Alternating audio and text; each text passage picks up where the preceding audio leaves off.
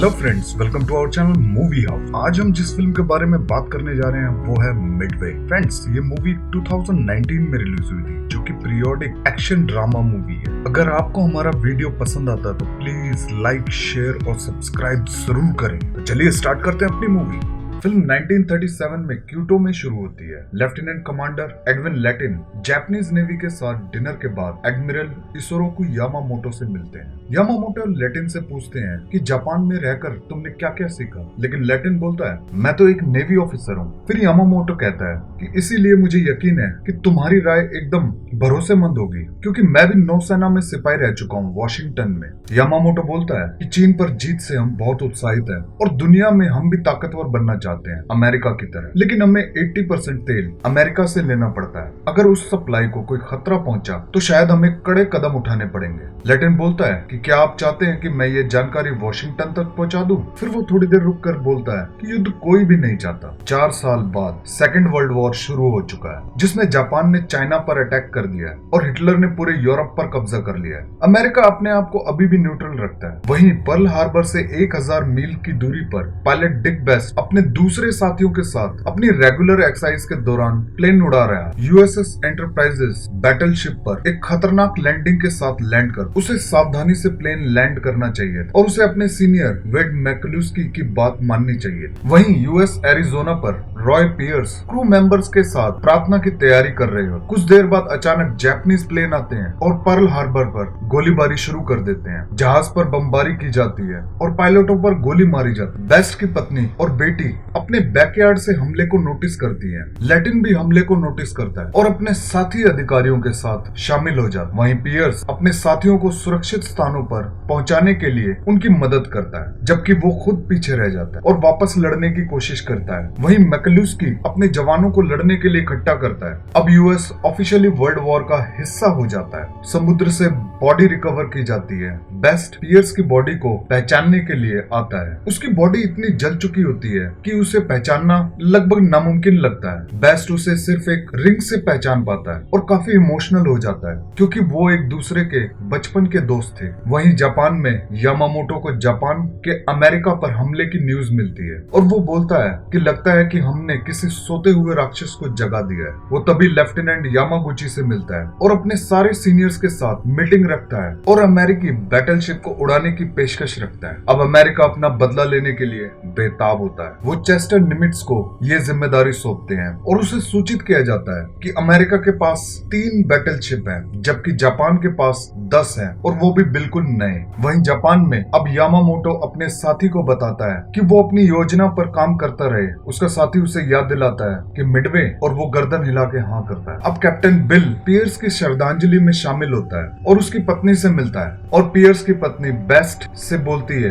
कि पियर्स हमेशा से तुम्हारी तरह पायलट बनना चाहता था, लेकिन मैंने ही उन्हें मना कर दिया था। और वह ये कहकर उनसे जाने की इजाजत मांगती है और कहती है कि हमेशा याद रखना होगा कि हम एक परिवार हैं। अब पियर्स की याद में उसके सारे साथी एक बार में इकट्ठा होकर उसको याद करते हैं। कोई ये कहता है कि मैं उसके बारे में बात करना शुरू करूं तो शायद पूरी रात बीत जाएगी, और बिल कहता है कि वो मेरे बेटे का हीरो था, मेरा बेटा हमेशा से उसी की तरह बनना चाहता था। ये कहते हुए वह बहुत इमोशनल हो जाते हैं और रॉय पियर्स की याद में जाम पीते हैं। बाहर से वापस आते हुए बेस्ट और उसके साथी निमिट्स को देखते हैं और बेस्ट चीख कर बोलता है, हे निमिट्स, तुम्हें मैं बदला लेने के लिए कब भेजोगे? ये सुनकर निमिट्स उत्साहित हो जाता है और अपने साथी से कहता है कि मुझे अच्छा लगा कि लड़कों में अभी भी जोश है। निमिट्स कैप्टन लैटिन से मिलता है और उसे याद दिलाता है उसके फेलियर के बारे में, कि उसने सही टाइम पर सेना को हमले के बारे में सूचित नहीं किया। और लैटिन माफी मांगते हुए कहता है कि यह अमेरिका का सबसे बड़ा इंटेलिजेंस फेलियर था। लेकिन निमिट्स उसे कहता है कि मुझे अपनी सेना के जवानों पर पूरा भरोसा है और मैं जानना चाहता हूँ कि वो भी मुझ पर उतना ही भरोसा करते हैं। निमिट्स लैटिन से कहता है कि मैं चाहता हूँ कि तुम मेरे एडमिरल यामामोटो बनो और उसके दिमाग में घुसकर ये पता लगाओ कि जापान आखिरकार करना क्या चाहता है। तभी अमेरिकन्स को पता लगता होता है कि मार्शल आइलैंड पर जापानीज ने अपना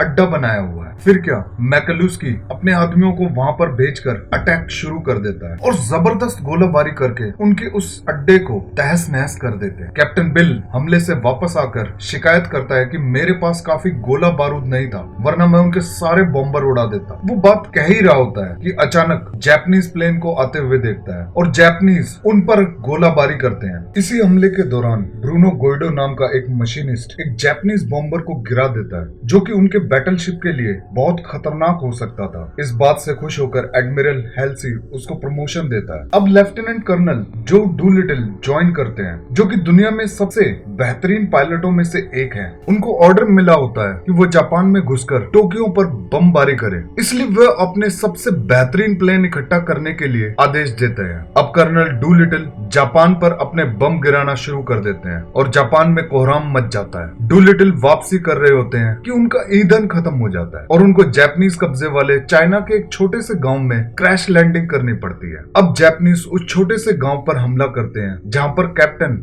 डूलिटिल होते हैं। इस हमले में कई चीनी नागरिक भी मारे जाते हैं। वहीं अमेरिका में निमिट्स लैटिन को बताता है कि बैटलशिप्स कोरल समुद्र में भेजे जा रहे हैं और साथ में यह भी बताता है कि जापानीज हमारे ऑस्ट्रेलिया के साथ हमारी लाइफलाइन को तोड़ना चाहते हैं। लेकिन लैटिन निमिट्स को सूचित करता है कि कोरल समुद्र सिर्फ एक दिखावा है, जबकि जापानीज कुछ बड़ा प्लान कर रहे हैं। यह सुनकर निमिट्स चौंक जाता है और लैटिन से कहता है कि पता लगाओ उनका बड़ा प्लान क्या है। अब एडमिरल हेल्सी कैप्टन मैकलुस्की और बिल से मिलते हैं और कहते हैं कि अब तुम्हें ज्यादा बड़ी जिम्मेदारी निभानी पड़ेगी और कैप्टन मैकलुस्की को बॉम्बिंग टीम को संभालने की जिम्मेदारी देते हैं और कैप्टन बिल को भी नई जिम्मेदारियां देते हैं। इसी दौरान निमिट्स अपनी कोड ब्रेकर टीम का मुआयना करने के लिए उनसे मिलने के लिए जाते हैं। लैटिन उन्हें पूरे ऑफिस का दौरा करवाता है और साथ ही समझाता है कि वो किस तरीके से जापानीज के कोड्स को ब्रेक करते हैं। और वहीं फोर्ट निमिट्स को बताता है कि कोई एफए कोड है जिस पर जापानीज काम कर रहे हैं और निमिट्स उन्हें ऑर्डर देता है कि जल्द से जल्द इसको ट्रैक करो। कैप्टन बिल जवानों को पायलट बनने की ट्रेनिंग देता है और तभी एक पायलट गड़बड़ी कर देता है और वह प्लेन को पानी में ही लैंड करवा देता है और जहाज प्लेन के ऊपर से गुजर जाता है, जिससे उस पायलट की वहीं मौत हो जाती है। उस रात बेस्ट अपना दुख अपनी वाइफ एन से शेयर करता है और पूरी रात सो नहीं पाता। निमिट्स अब यॉर्कटाउन बैटलशिप को देखने के लिए जाता है, जहां उसे बताया जाता है यॉर्कटाउन पर 500 पाउंड का बम गिराया गया था, इसीलिए उसे रिपेयर करने में 2 हफ्ते का टाइम लगेगा। निमिट्स उन्हें आदेश देता है कि मुझे नहीं पता, मुझे ये 72 घंटों के अंदर अंदर तैयार चाहिए और ये ऑर्डर देकर वो वहां से चला जाता है। लैटिन एक मीटिंग के दौरान अपने सीनियर्स को सूचित करता है कि जापानीज 4 तारीख की सुबह 9 बजे अटैक करेंगे और वो हमें नजर आएंगे 125 मील की दूरी पर मिडवे से। और निमिट्स लैटिन की सपोर्ट करते हुए कहता है कि मुझे लैटिन की टीम पर पूरा भरोसा है, हमें उनकी दी हुई सारी सूचनाओं पर अपनी प्लानिंग करनी होगी। लैटिन का अनुमान एकदम सही निकलता है। 4 तारीख की सुबह जापानीज बैटलशिप का एयर ग्रुप उन पर अटैक करने के लिए उड़ान भरता है और वो मिडवे पर हमला कर देते हैं। वहीं डायरेक्टर जॉन फोर्ड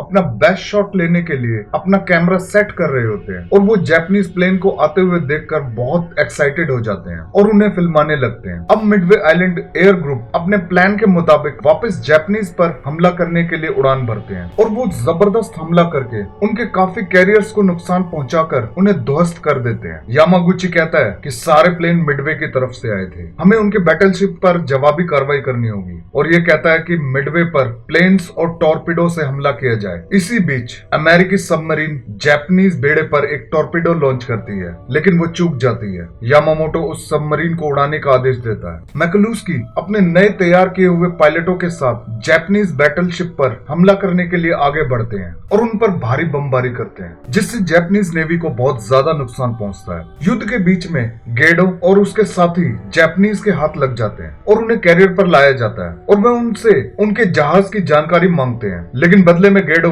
उनसे सिगरेट मांगता है। जापानीज को सही जवाब न मिलने पर उनको बेइज्जत करके एक लंगर से बांधकर उन्हें पानी में डुबो देते हैं। अब जापानीज जवाबी कार्रवाई करते हैं और अमेरिकन बैटलशिप यॉर्कटाउन को डुबो देते हैं। मैकलुस्की घायल हो जाते हैं और बेस्ट को कहा जाता है कि अब जापानीज का एक ही बेड़ा बचा है और वो अपनी मर्जी के बेस्ट बेहतरीन पायलट चुने और जापानीज पर हमला करने के लिए तैयार रहे। तभी यामामोटो और यामागुची एक प्लानिंग करते हैं कि वो दुश्मन को अपने पास आने देंगे और जैसे ही वो पास आएंगे वो उन पर हमला तेज चेस करके उन्हें खत्म कर देंगे। जापानीज सेना ये आइडिया सुनकर काफी उत्साहित होती है। वहीं बेस्ट की वाइफ एन काफी सारे पायलट्स के मारे जाने की न्यूज सुनती है और न्यूज सुनकर काफी घबरा जाती है। अब बेस्ट अपने साथियों के साथ फाइनल उड़ान भरता है और आखिरी जापानीज बैटलशिप को तबाह कर देता है। अपनी हार के बाद यामामोटो अपने सैनिक साथियों से कहता है कि हमें ये जहाज डुबोना होगा ताकि ये दुश्मन के हाथ कभी न लग सके, और साथ ही कहता है कि इस हार की जिम्मेदारी सेना पर नहीं बल्कि खुद पर ही लेता है और सरेंडर करने का फैसला करता है। बेस्ट सबको डिस्ट्रॉय करके वापस लैंड करता है और उसका स्वागत एक हीरो की तरह किया जाता है। अब अमेरिकन अपनी जीत का जश्न मनाते हैं, वहीं यामामोटो